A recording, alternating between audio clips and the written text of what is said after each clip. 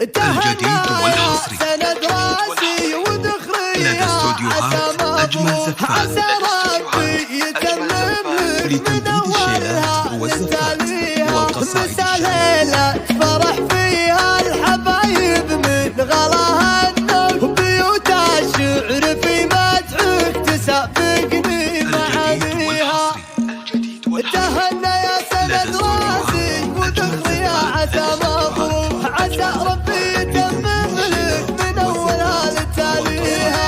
مساء ليلة فرح فيها الحبايب من غلاها النور، وبيوت الشعر في مدحك تسابقني معانيها.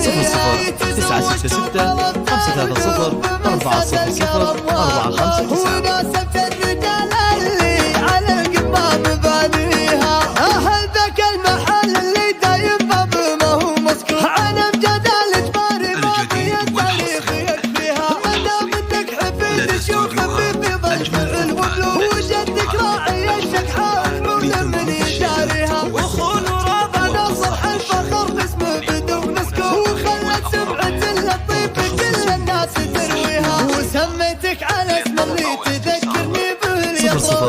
966 530 400 459. بالرزق وانا ابوك ناطش على درب الرجال نسعى، ورزقك عند باريها. بوصيك بوصية ما بعد فيها البشر وصوا، وهاقي فيك هق والطيب لاحت لي مواريها. نصيحة واحتفظ فيها مع الايام وانا ابوه، لو ان الوقت حرف بال مبادئ لا تخليها. ترى بعض النصايح ما يعادلها رصيد بنور، تدلك للدروب اللي قليل العرف غاديها.